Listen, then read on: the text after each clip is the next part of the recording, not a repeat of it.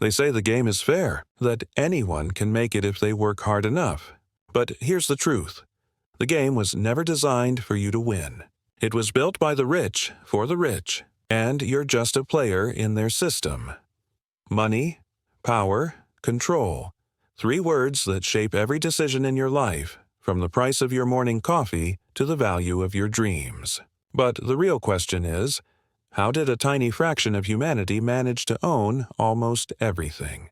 To understand that, we need to go back, not years, but centuries, because the system that keeps you working, paying, and hoping was engineered long before you were born. It began with one simple realization. Whoever controls the money controls the world. In medieval Europe, kings needed gold to fight wars, but gold was limited. Power wasn't.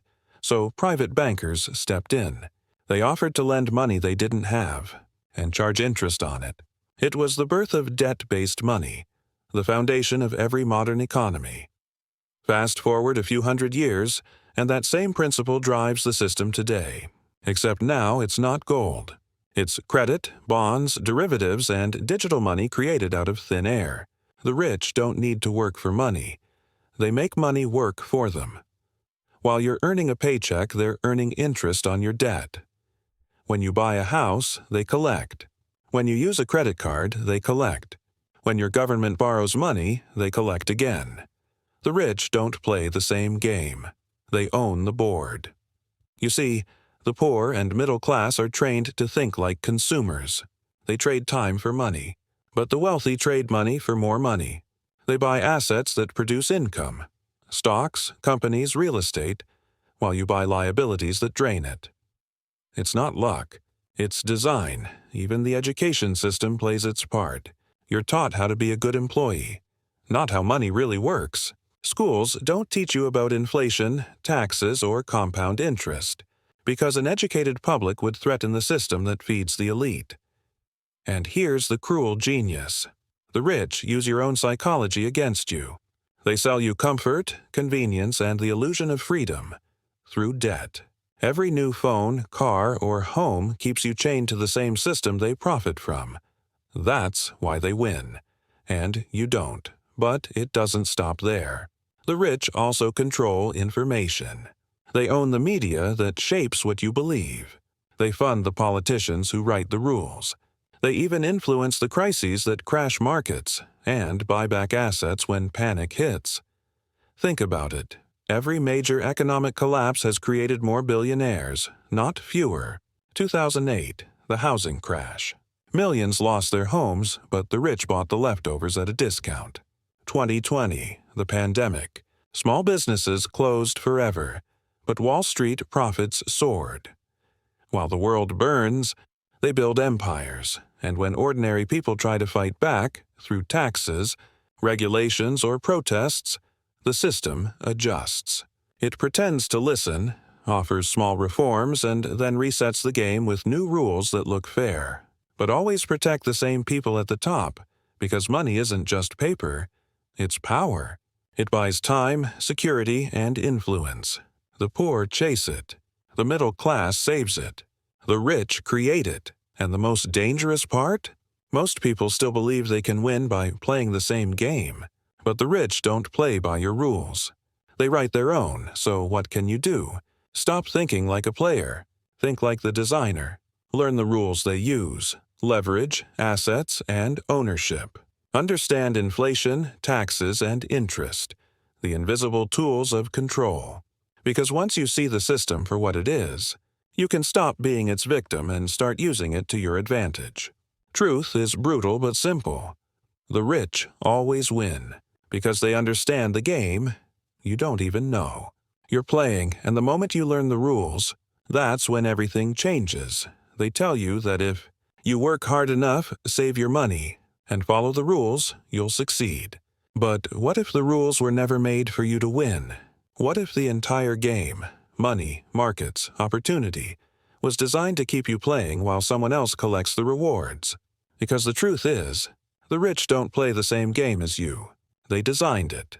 Every time you go to work, pay your bills, or swipe your card, You're fueling a system that quietly transfers wealth upward, from those who earn it to those who control it. Let's break it down. For most people, money is something you trade your time for. You work an hour, you get paid an hour's worth. But for the rich, money is something they multiply, not by working harder, but by owning the systems everyone else depends on. You spend money on rent, they collect it. You borrow from a bank, they own it. You pay taxes, they lobby to reduce theirs.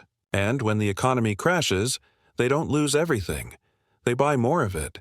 It's not because they're smarter. It's because they understand the game.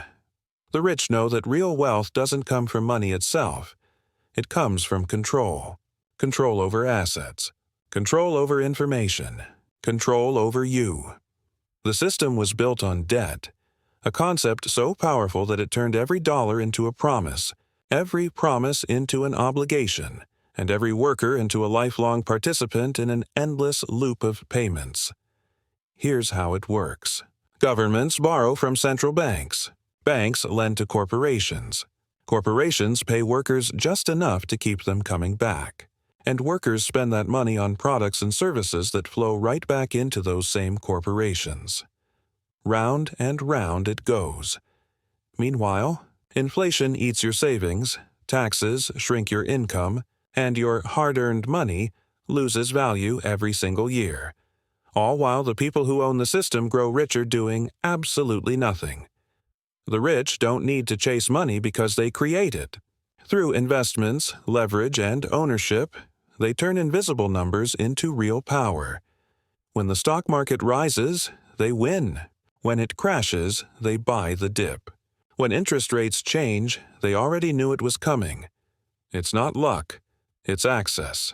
They have the connections, the information, and the influence to move before the rest of the world even knows what happened. They don't just play the financial game. They write the rule book, change it when they need to, and charge you for playing along. And here's the psychological trick.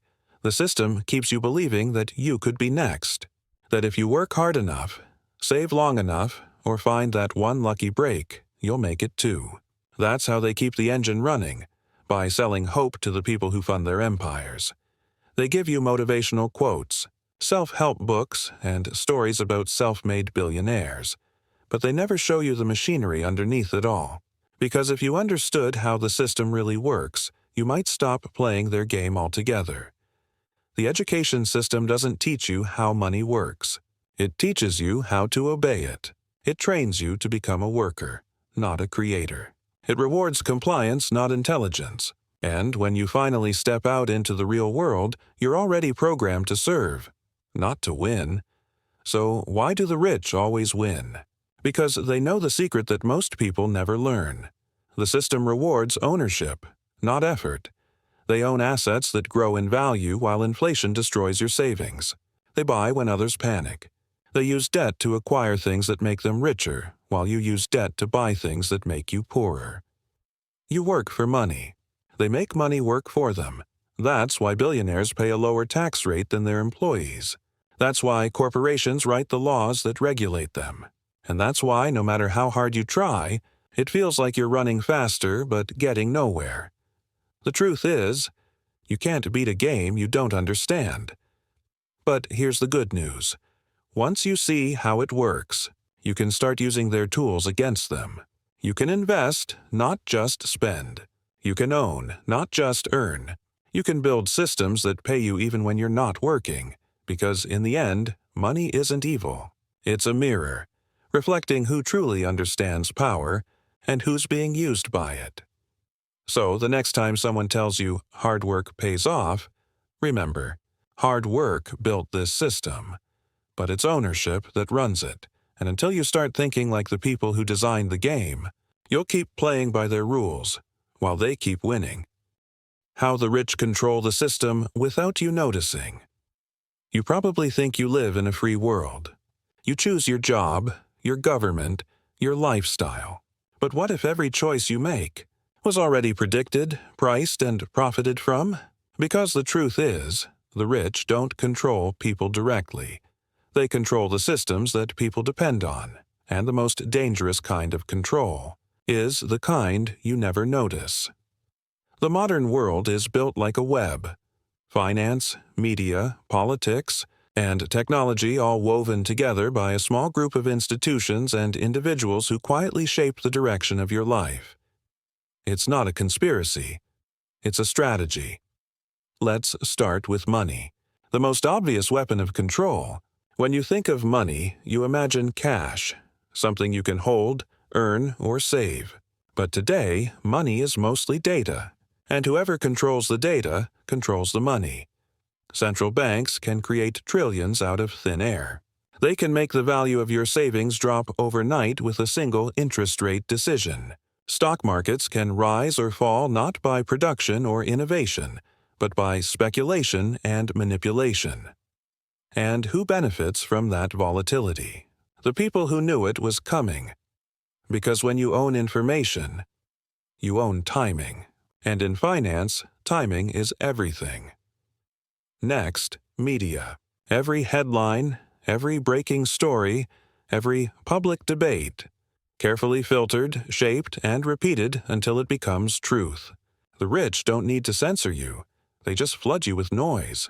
Distraction is the most effective form of control. While you argue about politics, they buy politicians. While you fight over opinions, they buy influence. And while you're scrolling through your feed, they're quietly rewriting the rules that decide your future. Then comes technology, the new empire of control. Big tech knows what you watch, what you buy, what you think. Your attention has become the world's most valuable currency. And every second you spend online, someone is earning from your behavior.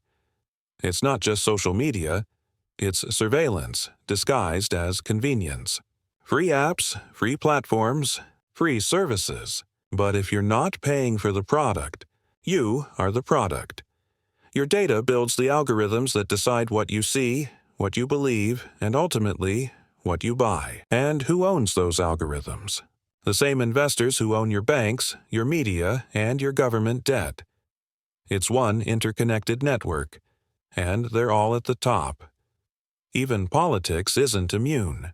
Elections may change faces, but not the system. The people who fund campaigns, own news outlets, and sit on corporate boards, they don't care who wins. They just make sure that no matter what happens, their interests stay protected. Every law, every policy, every bailout, built on the same foundation, profit over people. But the most effective control mechanism of all isn't money or media or even politics. It's belief. The belief that you're free. The belief that you're in control of your own destiny. Because when people believe they're free, they stop asking who holds the chains. The rich understand human psychology better than anyone. They don't need to rule by fear. They rule by desire. They give you the illusion of success. The idea that you can make it if you just try harder. That illusion keeps billions working harder for a system that only rewards a few. They've turned ambition into control. You see, control doesn't always look like oppression. Sometimes it looks like comfort, a stable job, a mortgage, a subscription, all designed to keep you too busy, too tired, or too entertained to question who really benefits. But every now and then, when the system shakes, when prices rise or crises hit, you get a glimpse behind the curtain. And you see how fragile your freedom really is. In 2008, the world economy collapsed because of reckless financial bets. And who paid for it? Not the people who caused it. The public did. The system protects its creators, not its users. The same pattern repeats again and again. When the markets fall, the rich buy. When wars start, they profit. When currencies crash, they shift to assets. They never lose, because the system bends to protect its architects. And here's the hardest truth. You don't need to be a billionaire to control others. You just need to understand how control works.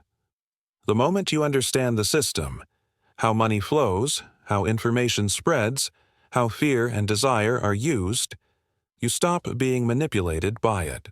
You start seeing the invisible hands behind every random event. You begin to realize that true freedom isn't about breaking the system. It's about learning to navigate it. Because awareness itself is power. The rich control the system without you noticing, because they've convinced you that there's nothing to notice. But once you see the pattern, once you recognize the design, you can't unsee it. That's when the system stops owning you, and you start owning yourself. The hidden rulers, how central banks quietly took over the world. Every country has a flag, a government, and a leader. But there's one power above them all, one that never runs for election, never shows up on the news, and never takes responsibility when things go wrong. They're called central banks, and they control the world more than any president, politician, or billionaire ever could. Most people think banks are just places to keep your money safe. But central banks don't just store money, they create it. With a few keystrokes, they can add billions or trillions into existence. That power is beyond political. It's godlike. So how did a group of unelected institutions end up with control over the global economy? Let's rewind. In the early days, money was simple. Gold, silver, something real. But gold had limits, and kings hated limits. They wanted wars, empires, expansion. So they needed a way to create wealth without actually having it. Enter the bankers, private financiers who realized they could lend what they didn't have, charge interest on it, and back it with government promises. It was the perfect scam. Legal, scalable, and invisible. In 1694, the Bank of England was born, the first modern central bank. It lent money to the government to fund wars in exchange for the right to issue national currency. That model spread across the world, France, Germany, the US, and beyond. But the real turning point came in 1913, when the Federal Reserve was created in the United States, a private institution disguised as a public service. Its job? To stabilize the economy. Its result? To quietly take control of it. When you hear the Fed raised interest rates, what it really means is this. A small group of unelected people just decided how much your mortgage will cost, how many jobs will exist, and how strong your currency will be. They don't need armies. They control nations through debt.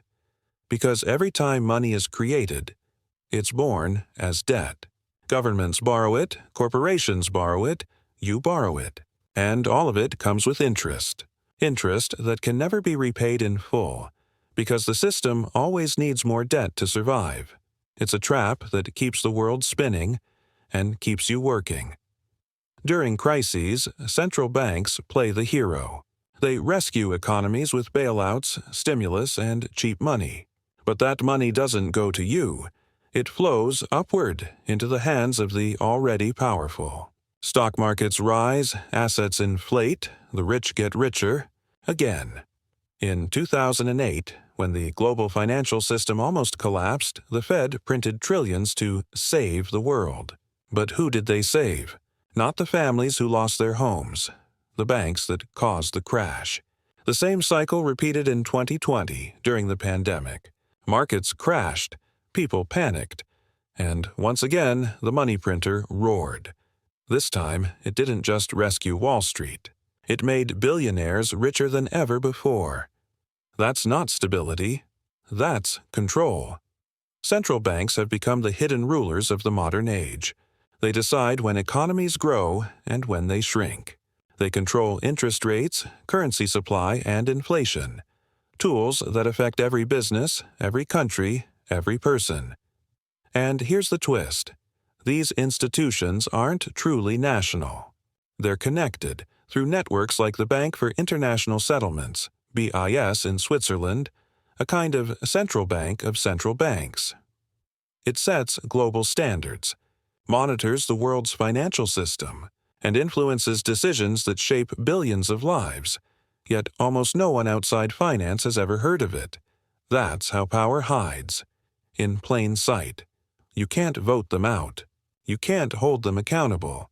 You can't even fully understand what they do, because they use language designed to confuse you. Quantitative easing, monetary policy, liquidity operations. But behind those complex terms lies a simple truth. They print money. They lend it. They own you through it. Every dollar in circulation is someone's debt, and every debt generates interest. Interest that flows upward into the same financial elite that owns the system. That's why, no matter how hard you work, your money buys less each year. That's why inflation quietly steals your savings while you sleep. And that's why, when the world recovers from crisis after crisis, the same people always come out on top. Because when you control money, you control governments. And when you control governments, you control the world. The real rulers don't sit in parliaments. They sit in boardrooms. They don't need to campaign, they just change the numbers. And the numbers control everything. But here's the part they don't want you to realize. The moment you understand how the system works, you stop being a pawn in their game. You start questioning inflation, interest rates, and stimulus. You start learning how to use debt and assets like they do. You start playing their game, on your own terms. Because the truth is, central banks may run the world's money, but knowledge is the one currency they can't print.